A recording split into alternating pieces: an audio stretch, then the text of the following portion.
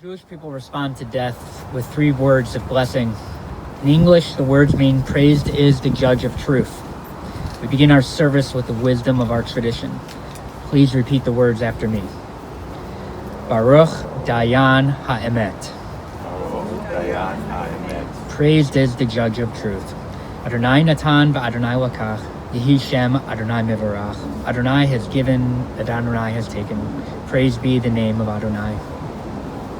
In the words of Ecclesiastes, a season is set for everything, a time for every experience under heaven, a time for dancing and a time for wailing, a time for birthing and a time for dying, a time for speaking and a time for silence, a time for seeking and a time for losing. The time of mourning is a complicated time filled with many emotions and memories, both bitter and sweet. We begin our service with the recitation of psalms and prayers and words of reflections, linking the life of Meir with the 3,000-year-old tradition of the people of Israel and the eternity of God. We begin with reading Psalm 23.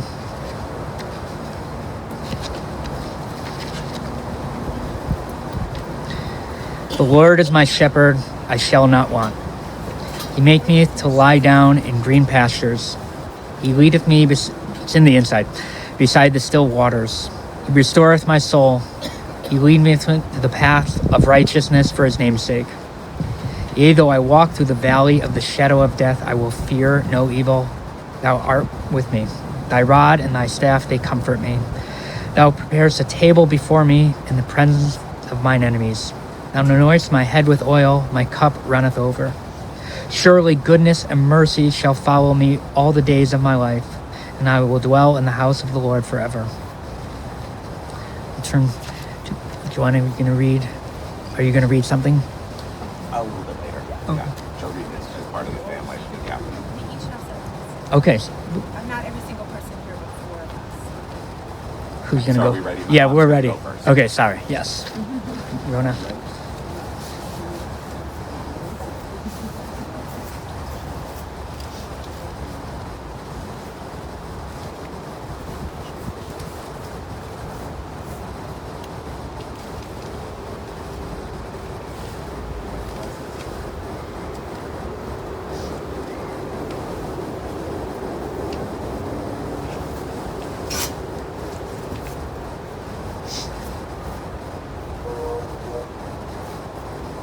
So, Meir יקר שלי, I have to apologize to speak English because I always spoke to you in Hebrew. I never spoke to you in English, but there are people that we both loved here and so many places in Israel, in California, in Florida, in Minnesota, and other places, and some of them heard, and my friend in Chicago that maybe they are with us right now on Zoom, they don't speak Hebrew. So I met you when I was 18. This was during the Sinai War, and we were both in the first year of medical school. And because you were in a reservist, they drafted you for the war. They took you out of medical school and you went to fight, to protect, because we were attacked that time. And so you came back 3 months late, and you were assigned to be my partner in the chemistry lab. And because I was more with the things and you were just coming. And I remember you came in with your army uniform, you looked so tired, and I thought, I'm going to help him. And the first day we did the chemistry together,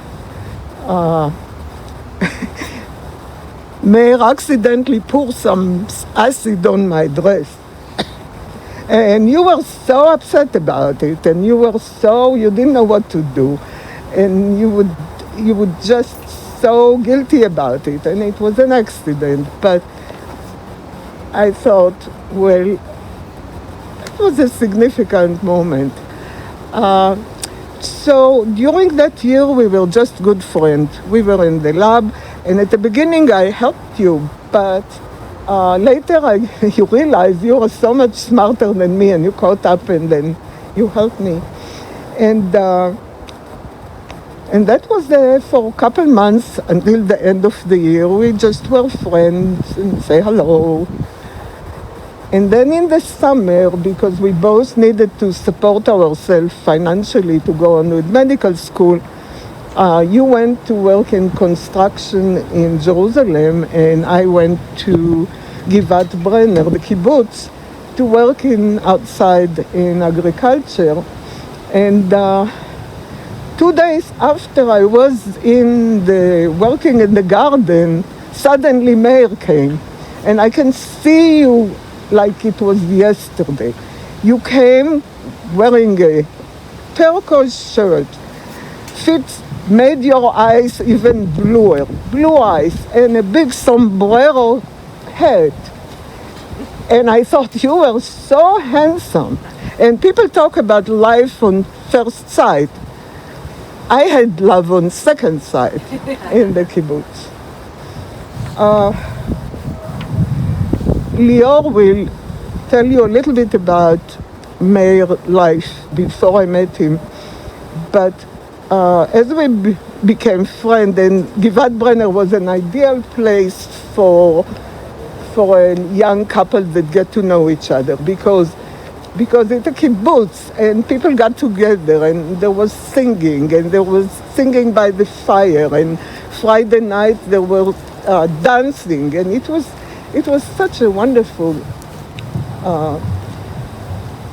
But then later, as I got to know you, you told me about your painful, difficult childhood, losing both parents in such a early age. And I remember how I felt like I want to help this man, to give him all that he didn't have all his life. And one of the most important, famous poet in Hebrew, Chaim Nachman Bialik, has a poem, and the first words is, "Take me under your wings and be my sister and my mother." And that's exactly how I felt for Meir. I felt that the history was so touching. And looking back at my life, I think that's what I've done for 68 years. A mother and a sister, and of course a lover. I admire so much about you. You were so smart. You were so talented. You were so kind and full of life. You knew how to enjoy life. Your humor. You had so many friends that were so dedicated to you. And your wonderful, wonderful family. That was such a strong bond with your brother and 3 sisters. And you were so devoted to them. So, Meir, we were basically such good friends for 67 years. We studied together, not too many people studied together, then worked together, always at the same faculty, not always in the same building, but we were always in the same work. And I have to tell you, because Meir had some secret life. He was never had a relationship with other women, but he had relationship with Chinese restaurants. And so one of the stories I want to tell you is we used to go, sometimes Meir loved restaurant, and you will hear more, but he would say, let's go to a restaurant. Okay, we'll go. And we go to a restaurant I've never seen in my life, and we go in, and all the waitress come. Hi, Meir, we know, we will give you that dish. And I looked, what? How do they know? We've never been there. So the secret was that he would sneak for lunch, and he knew I wouldn't go to restaurants, so because I was worried about my health and my weight, so he would have relationship with many, many places, and they just loved him. I mean, we would go in and he would just... So, that was Meir.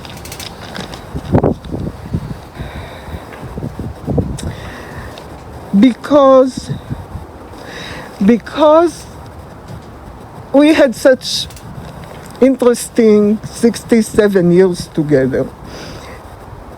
But there are several things I want to tell you that you didn't, several things.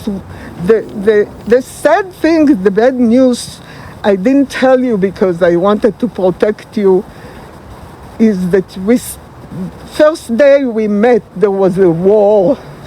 And the sad thing is, America, there is still a war, and maybe the worst war we ever.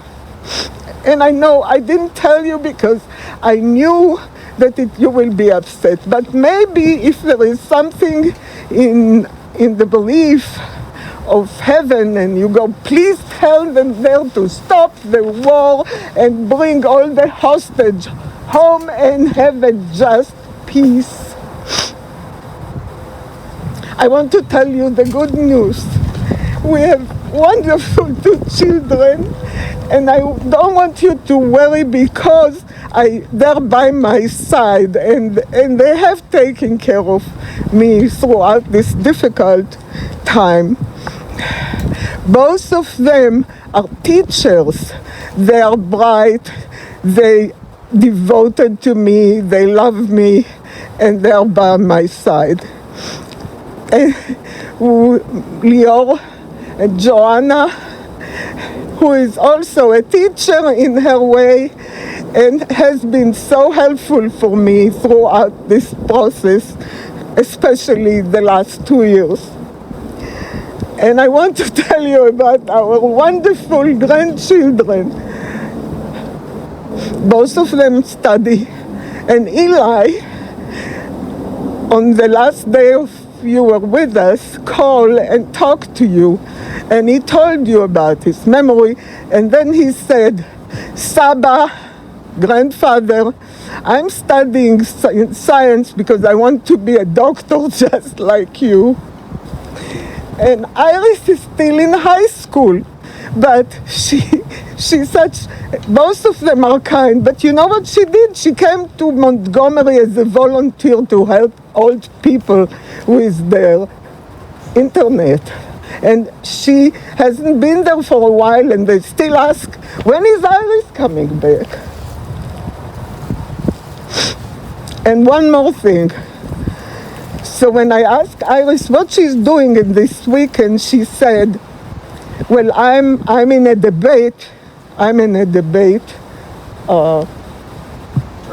tournament. So I said, oh, and what is the title? And she said, intellectual property.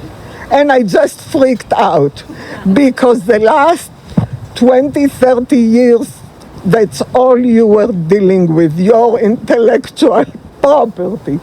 So there is a continuity, there is doctors and there is teacher, because you and I were physicians, but we're always teaching. And I just want to tell you about, we have a wonderful family, and I will be okay. You don't have to worry about me. And the last thing I want to say, it's really hard for me to let you go down. But I am so happy that you got out of this horrible, horrible jail or cage of dementia. And you're free now.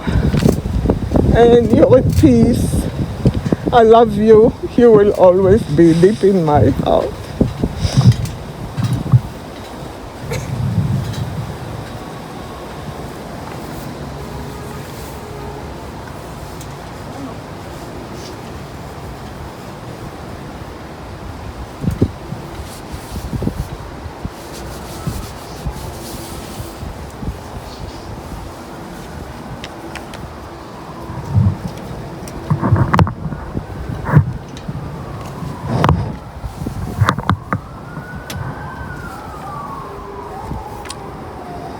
Thank you, Mom. That was beautiful. Welcome to those of you who are here with us in Chicago, and welcome to everyone who's joining from Israel, from California, Colorado, Florida, Washington, Minnesota, New York, Illinois, and maybe other places as well. Some of you are with us in person, some of you are with us online, but the important thing is that you're with us, and that means so much to my mom and the rest of us. I'm going to start with some background about my father's life. My dad was born in Beirut on July 13th, 1935. But when he was just a newborn, his family returned to Tel Aviv. And he was the youngest of 5 children, Rachel, Moshe, Shoshana, Rivka, and then our Meir was the youngest. And those 5 siblings were extremely close, with an extraordinary affection for one another. All of the 4 siblings and each of their spouses predeceased my dad, and so my amazing mom is the last surviving member of the generation of our family who remember the birth of Israel, and who, it's okay, thank you, who remember the wars that immediately followed Israeli independence. It's impossible to understand my dad without understanding his childhood and how brutal it was, especially his adolescence. My grandfather, Yaakov, he could do no wrong in my father's eyes. When I would talk to my dad about his dad, you would hear a kind of hero worship. And as my mom said, shortly before my dad's bar mitzvah, his dad died. And that was the great tragedy of my father's life, and he never recovered from the scars. To make matters worse, very soon after my grandfather died, my mother, Hannah, became very seriously ill. They weren't sure what the disease was at the time. I think we now understand it to be ALS. And she had a decline from that disease, that terrible disease that took years. My dad was the youngest, and he was the only child still living at home. And that meant that it was his job to be her nurse and to take care of her. And so my dad went to school in the daytime and had a lot of sleepless nights taking care of his mom. As Grandma Hannah got sicker, she sometimes lashed out at him cruelly. And between the death of my grandfather and the disability and eventually the death of my grandmother, that left my dad's family, which had grown up middle class, without income. And so my dad would tell stories about, selling off the family's furniture, the silverware,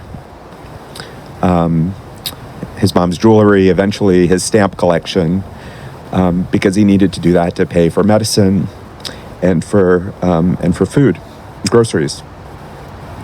He went hungry often as an adolescent, and he was really grateful for meals with his older siblings, and the generosity of the Resnick family, who were a Yemenite working class immigrant family. who took him in and fed him and loved him. His best friend Yair Resnick came from that family, and that really was a second family to my dad for his whole life. The Strahilevitz family was his, but so was the Resnick family. When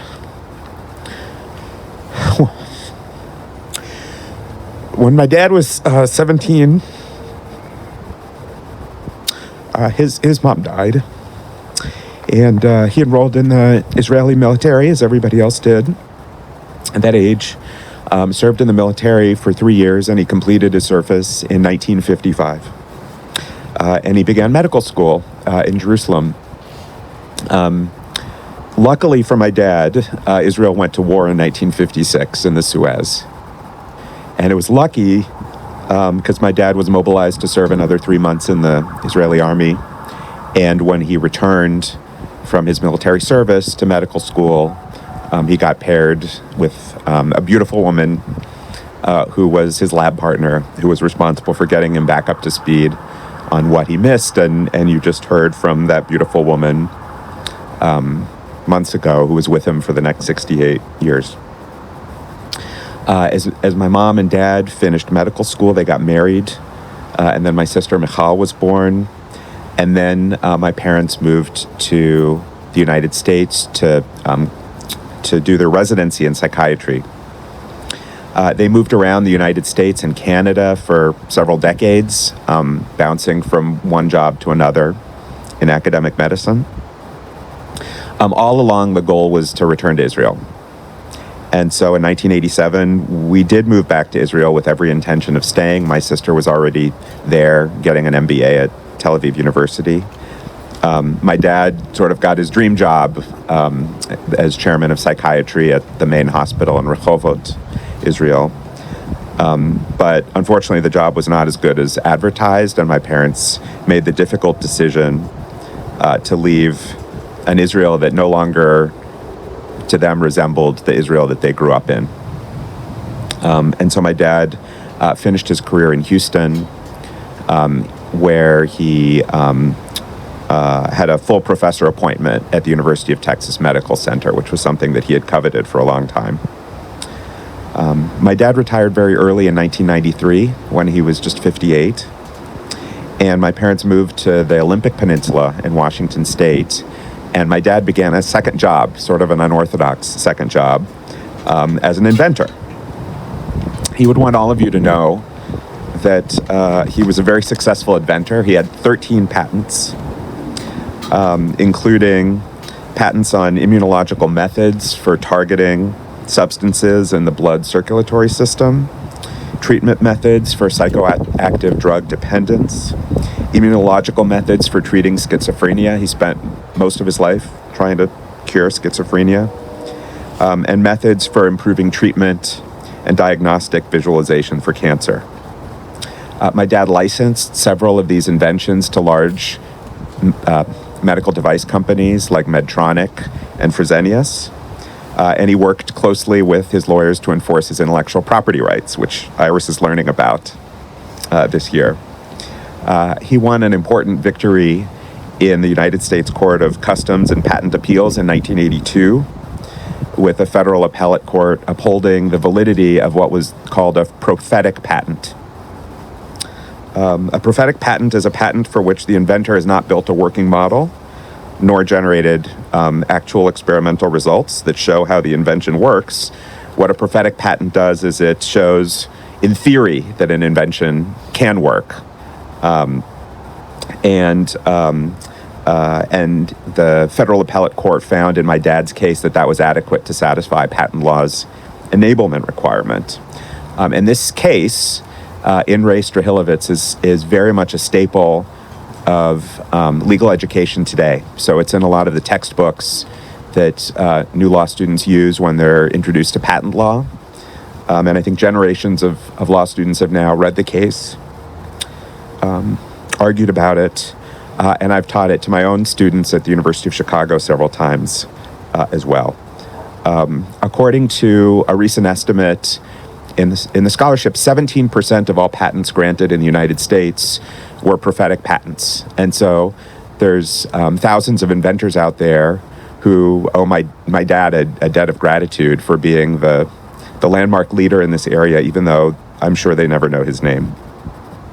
My dad was many things, brilliant and creative, passionate, principled, and dedicated. If anyone in the family was sick, he would just spend hours and hours poring over the medical literature, looking for new experimental treatments, counseling them on the best course of action.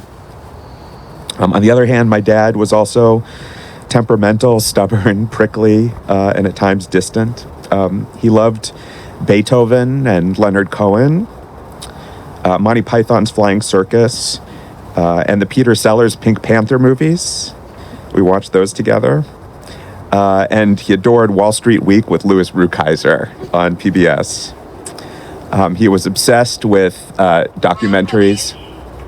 He was obsessed with documentaries about the Second World War. And if there was any kind of documentary that featured Stalin or Hitler, it was must-see TV as far as my dad was concerned. And we only had one television in the house, so that means if he was watching it, I was watching it, and I still have more knowledge about World War II than I know what to do with. Besides science and history, my dad was intensely interested in politics, and he had political views that were only slightly to the left of Bernie Sanders. We attended some memorable classical music concerts together, performances by the Houston Symphony.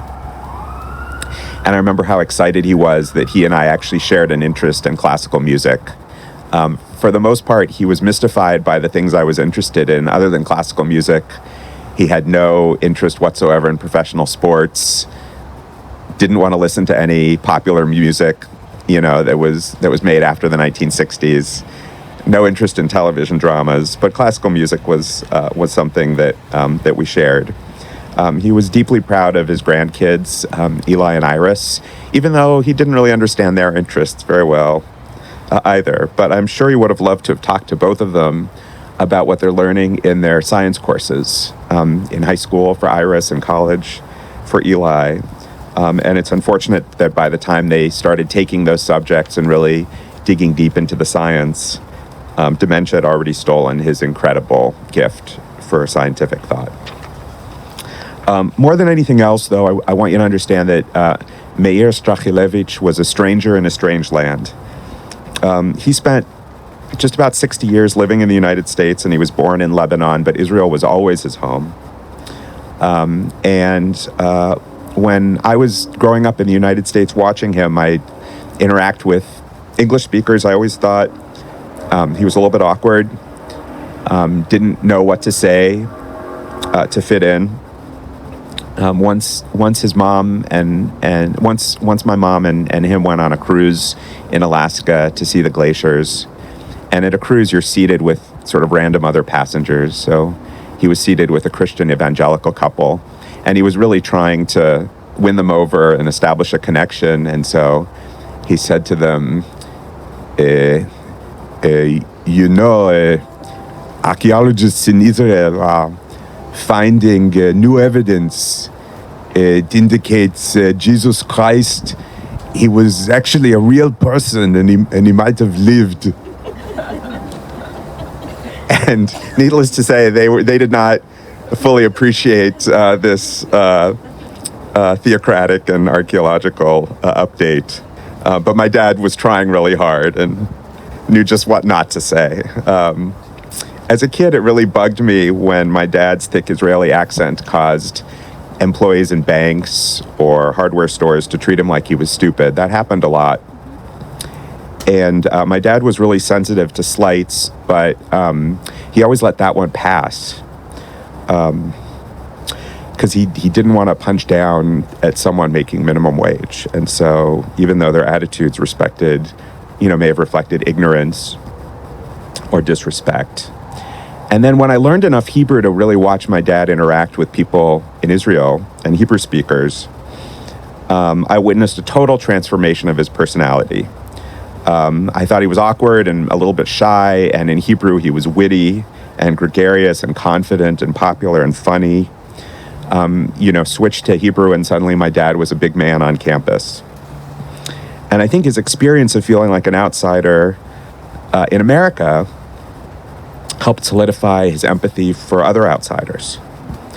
And so he spent several years working as a psychiatrist in a prison, and some of his patients were extremely violent and he was afraid of them, but he worked hard to help them deal with their demons. He would stick up for the rights of schizophrenic patients throughout his career, who were often treated inhumanely or subjected to unethical experimentation. And he wouldn't be quiet about that. And he spoke up, and sometimes that advocacy cost him promotions and career advancement. He was always generous to homeless panhandlers whenever he saw them. And as my mom said, he had a special soft spot for the proprietors of Chinese restaurants. So my mom talked about this. I'll just share my perspective, which was, sometimes he would bring us to these restaurants for dinner that he had frequented by himself for lunch.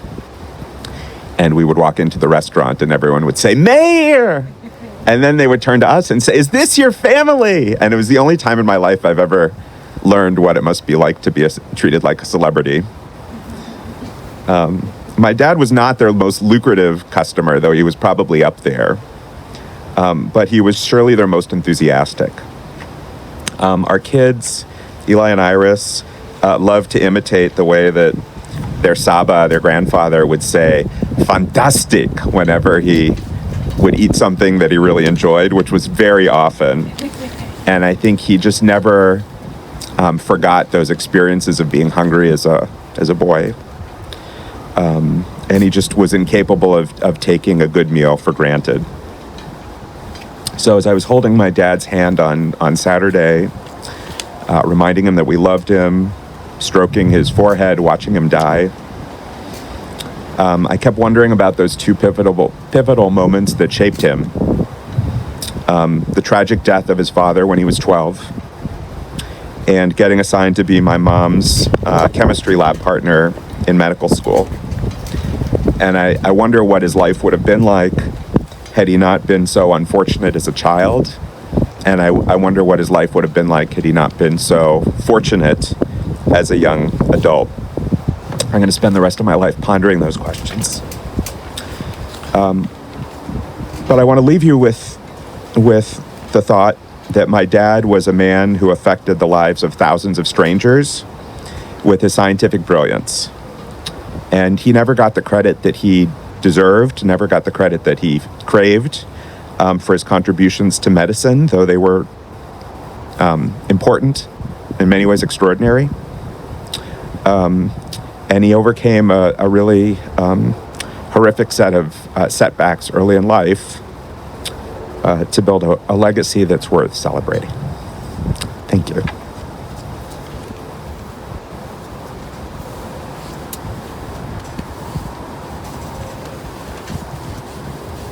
Hi, I'm Michal. I'm Meir's daughter. And my mom mentioned Lior and I are both professors. We both teach. I think we both won teaching awards. And I'm going to guess, without seeing the comments on Lior's, that we have completely different comments. Lior is extremely organized, and I'm extremely tangential and emotive. So this is going to be less informative and more tangential, I guess. I'm going to share, I don't have as many historical facts, and I think my mom and brother did such an excellent job of that. But I'm going to share some personal qualities my dad had that I think speak volumes for the way he lived his life and the stories that you've heard, and also just some personal experiences that I had with my dad, particularly later in his life when early stage and the very end of dementia. First of all, in terms of qualities, my dad really didn't do anything in pastel, like light colors or muted. He was a technicolor person, like vivid, intense. And that's something that actually I share. Sometimes my mom would say, you remind me of you're just like your dad, as an insult, sometimes as a compliment. And I think both cases are accurate. But one of the things that's really noticeable about my dad that I definitely inherited, that I think my brother didn't get this, is an extremely loud laugh. I don't mean a laugh you can hear across the table. I mean a laugh you can hear across the room, possibly in other rooms, possibly in other buildings. When I lived in Israel, I learned that this was not just my dad. All his siblings had this kind of laugh, and I think sometimes when his sisters and brother were together in a room laughing, you could hear it in other cities. But I laughed that loud. And there have been a couple times where I've been in a public place with a friend who's more on the shy side. They said something funny. I started laughing, and everyone starts looking. And I have a friend who's always like, oh, God, please don't laugh so loud. It's embarrassing me. And I've said it's genetic. I can't help it. It's a Strahilevitz thing. With the passing of my dad, I think my loud laugh, which is completely unintentional and not something I have a choice on. If I'm laughing, it's loud. I will feel that that's, moments of being close to him and his spirit of just living loud and laughing loud and enjoying loud, whether it's Chinese food or something else that my father loved very much that I share, I think, with my whole family, which is a love of nature. We were both semi-obsessive about trees and forests and could really get excited about trees, which brings me to the story that I experienced several times in the early stages of my father's dementia. Early on, he remembered who we were. He loved us. He knew he loved us. He knew who he was, but he had no short-term memory. He would have a conversation for 3 minutes, and then he'd ask the same question over and over. And many times, I live in California. My brother and his family and my mom and my dad lived in Chicago, so I was often on the phone, not in person with my dad because of the distance. So sometimes I would go for a long walk. My mother would hand my dad the phone. And in the early stages of dementia, we would sometimes talk for 2 hours, but we would have this conversation maybe 20 times. And I would tell this to people and they say, oh my, that must be so frustrating. But I actually really enjoyed those long, repetitive conversations because my father would keep asking me, how are you? How's life? How's work? How's where you're living? And every time I answered, he was so carefully listening and so intent. He was so happy if I was doing well. And if there was something I was complaining about at work, he would really think about solutions for me. And when I was growing up, my dad did not have time to ask me how I was doing very often. He was very, as my brother and mother said, very passionate about his work. We moved a lot while I was growing up. So he didn't have that much time to ask. And I felt like in the early stages of dementia, he was making up for it because I think he asked me like 200 times how I was doing in the course of maybe 6 conversations. And it really meant a lot to me. And two of the things that I especially appreciated is like me, my dad's semi-obsessed with trees, so I got to tell him several times about my well-being class, that I was trying to get my students to hug trees, and they asked for an alternate assignment, and we discussed the science of hugging trees and how there might actually be some actual, chemical thing that happens from hugging trees, and I really need to encourage the students to hug trees. And it was interesting, one year I told him some of my students sent me pictures to prove that they had hugged trees, and he was excited about that. The other thing that I think everyone was sick of during COVID, which was early stages of my dad's dementia, I adopted 2 kittens, and people were very sick of hearing about my kittens, but my dad was not, I think because he didn't remember he'd heard about them. So I'd tell him I have 2 cats, and he'd ask me about them, and I got to tell him whatever was going on like 20 times in the course of the conversation. So I was very grateful, even though that was also a sad time. Later, he didn't always remember who we were. He didn't always remember who I was, but mostly I think he did. And when he did, I knew he remembered because he'd say Moichale, which is what he would call me, even though my name's Michal, and I'd call him Abba Lishmabale Babale, which is Abba in Hebrew extended in some weird way. And though my mom was embarrassed by this language, my dad and I really enjoyed making up words and having insider words. Like I won't share them all to not embarrass my mom, but he had a special word for my mom that wasn't a real word, and we had all these little special words. And I knew he was remembering who I was when he'd say, oh, Mochale. That was the signal that he wasn't pretending to remember.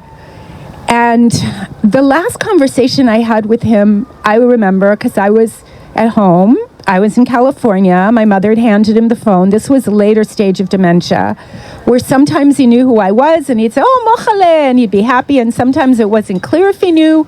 He knew he loved me. He wasn't exactly sure. And the last time he actually spoke a coherent sentence to me was on the phone, and my mom had handed him the phone. She was with him.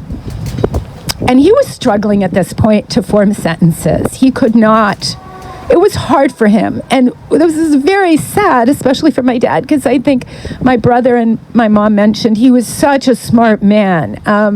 He was, especially in Hebrew, articulate and funny. He was a brilliant scientist with patents, even outside his specialty of psychiatry. He was so smart. And here he was struggling to form a sentence. And you could hear it.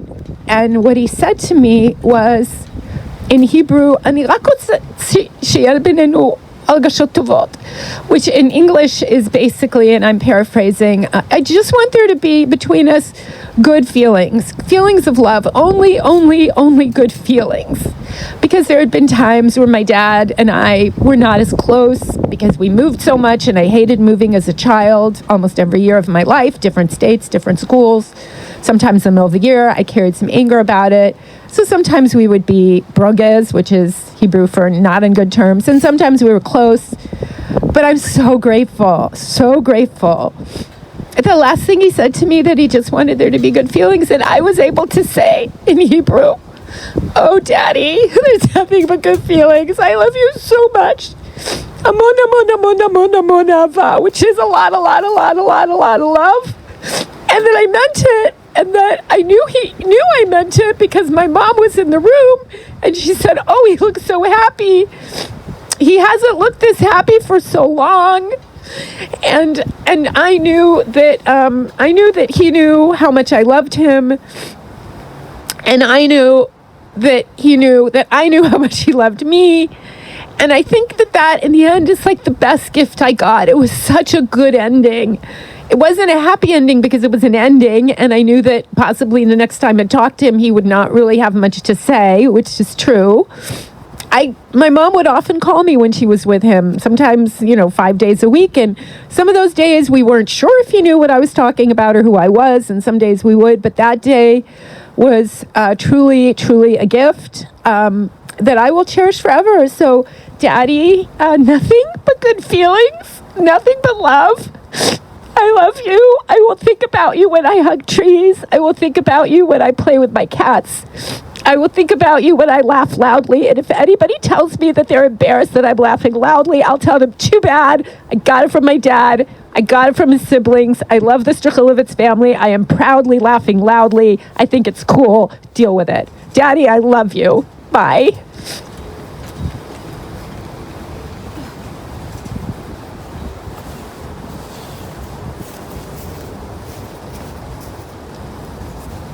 That was lovely. Thank you, Michal.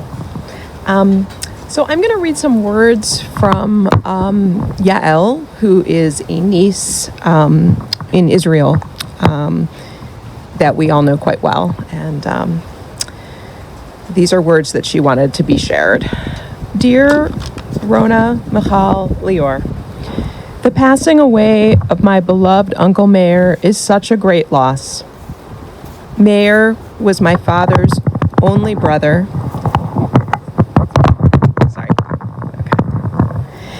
Now that Moshe, my father, Shoshana, Rivka, and Rachel are all gone, his passing away marks the end of that generation. Indeed, they were a special generation. They grew up between Jerusalem and Beirut, and the stories about their childhood and youth were part of our upbringing. Stories about their parents, the school years, and the need to support the family at a young age. I also think it was my father who pushed Meir to go to medical school and excel there. There was a very special and warm bonding between the brothers and sisters. In spite of the fact that Meir and Rona lived in the U.S. for so many years, you, Rona, together with Meir, managed to keep an active relationship with the family in Israel. We witnessed very frequent telephone calls between Meir, Rona, and my father.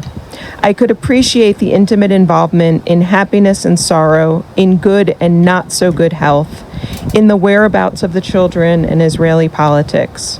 With our children now spread between California, Berlin, and Israel, I can only hope that they will continue to take your devotion and commitment as an inspiring example. Whenever I called, usually Rona picked up, but we would not start the conversation before Meir was on the line.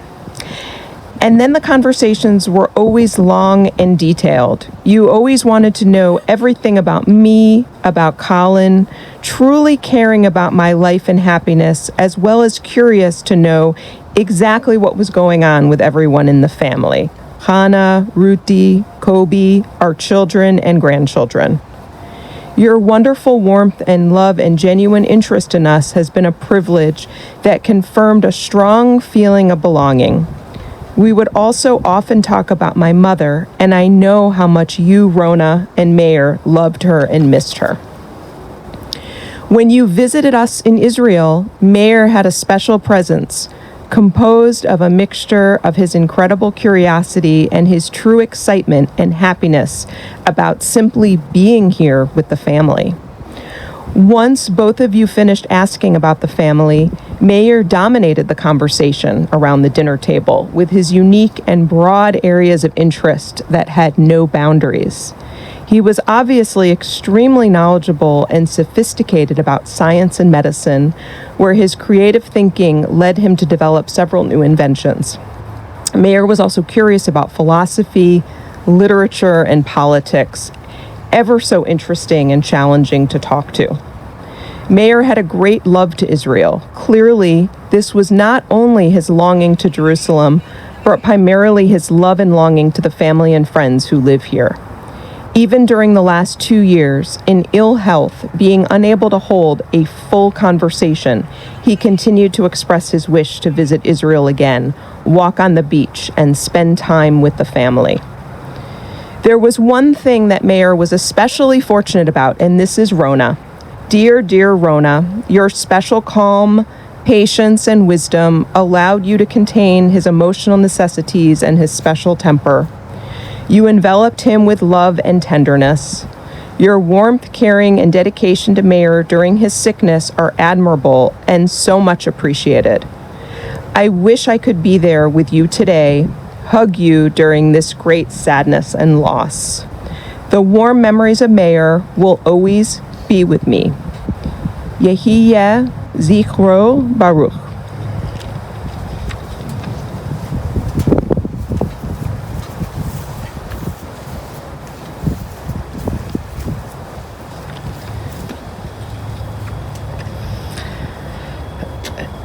I just want to say thank you. Often I tell families and mourners that the thrust of a Jewish funeral is not ancient psalms.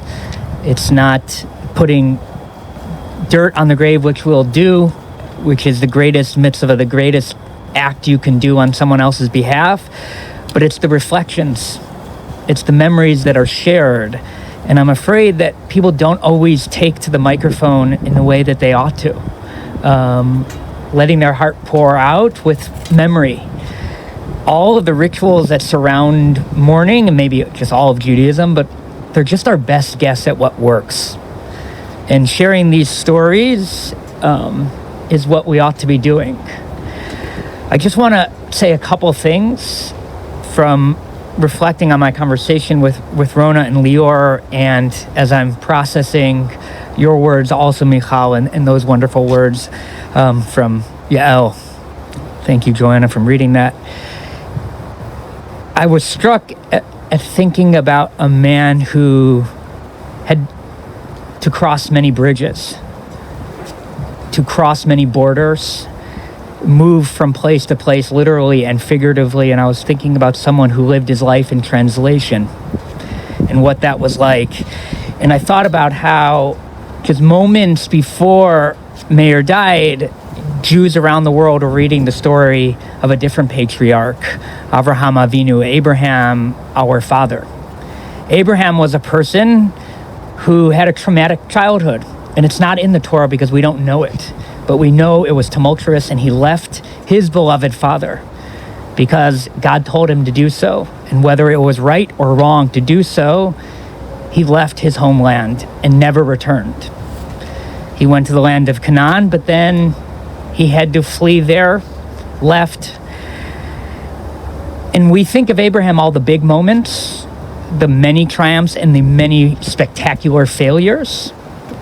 But there's all these quiet moments in between where he was a father, where he was a husband, both that he did well at and both he struggled at greatly. And what I love about Judaism is that the Torah begins with Abraham, and not because he was so spectacular, but because he was real.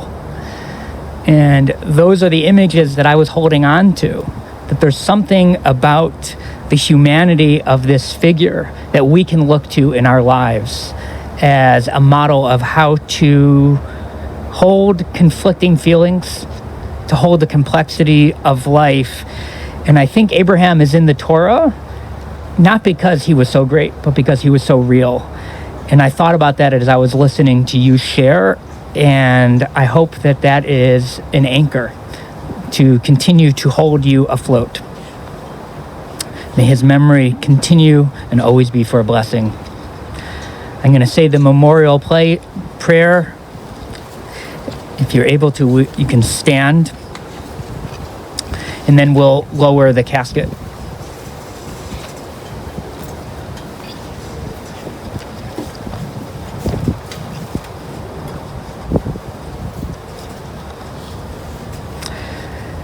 El Molei Rachamim, Shochen Bamramim, Hamatzeh Menucha Nechona, Tachat Kanvecha Shechina, Bamalo Kedoshim U'Tahorim, Kazohar Harakia, Mazchivim Et Nishmat Meir Ben Yaakov, Shahalach Bagan Eden Tehe Menucha To'o.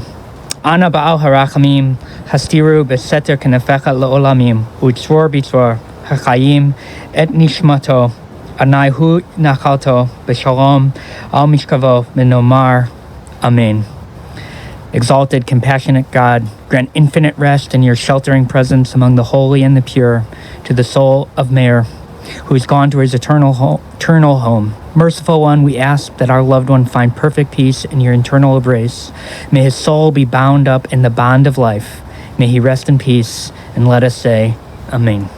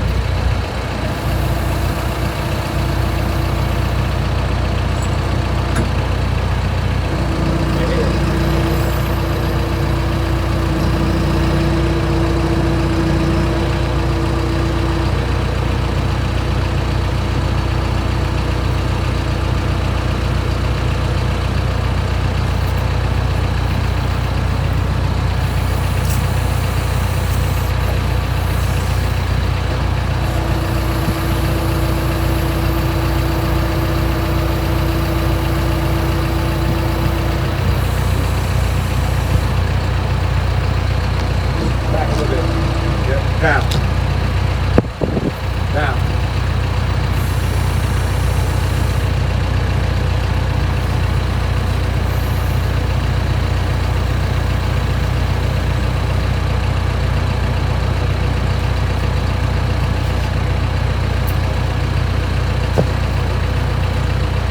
Okay.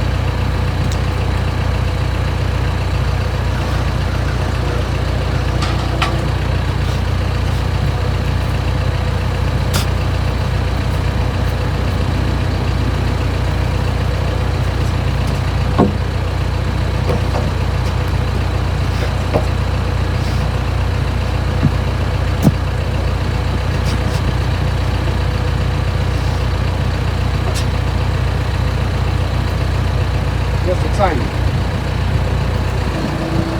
There we go. Wait.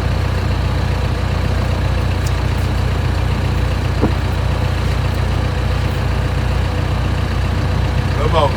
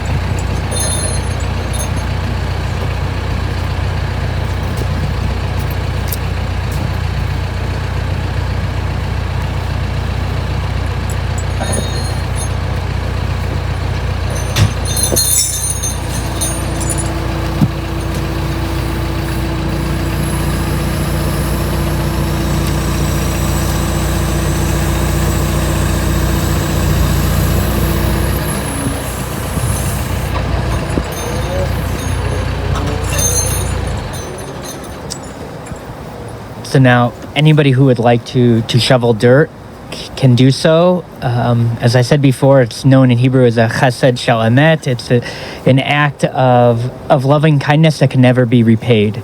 And what we do is you take the shovel and you use the back of the shovel to put a mound of dirt in, and then you turn it around and use the shovel the proper way for 2 more shovels worth, so 3 in total.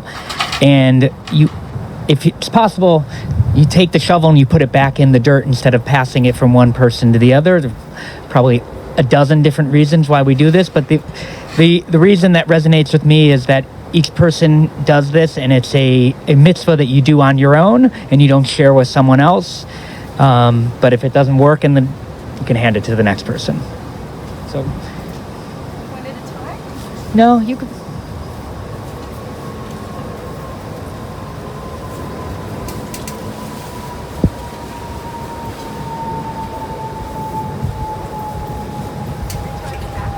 First one back. Abel, do you want to go? Second one also back. No, just the first one backwards.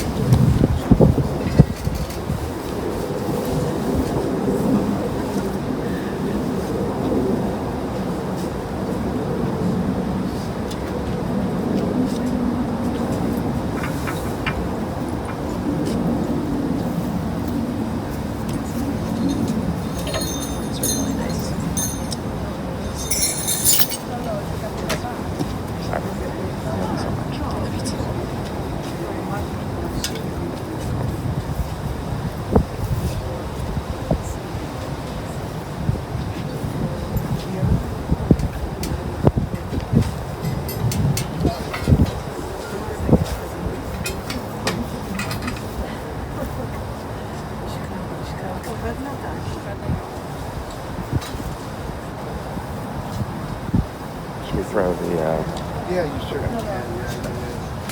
I think we can now put the rocks for Thursday.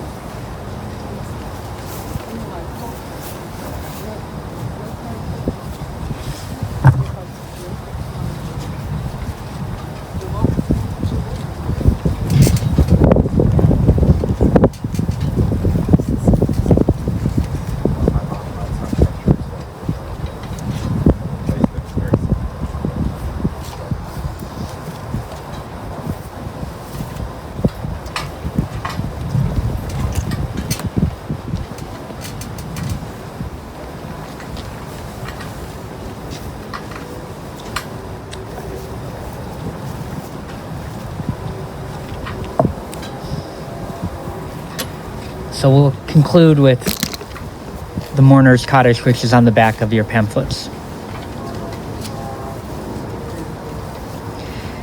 Yitgadal v'yikadash shmei Rabbah be'alma divrach urute b'lamich malchute v'chayachon uv'meichon v'chay d'chol Beit Yisrael ba'agora uzman kariv v'imru amen. Yehei shmei Rabbah mevarach le'olam omer omaya. Yibarach v'yishbach v'yitbar v'yitvanan v'yitnaseh. Dadar v'yitale v'yitalal shmei d'kucha brichu. Le'ela min kol birchata v'shirata tushbechata v'nechamata damiran ba'alma v'imru amen. Yehei shlama rabba min shemaya v'chayim alenu v'al kol Yisrael v'imru amen. Oseh shalom b'miramav Hu ya'aseh shalom aleinu ve'al kol Yisrael v'imru amen.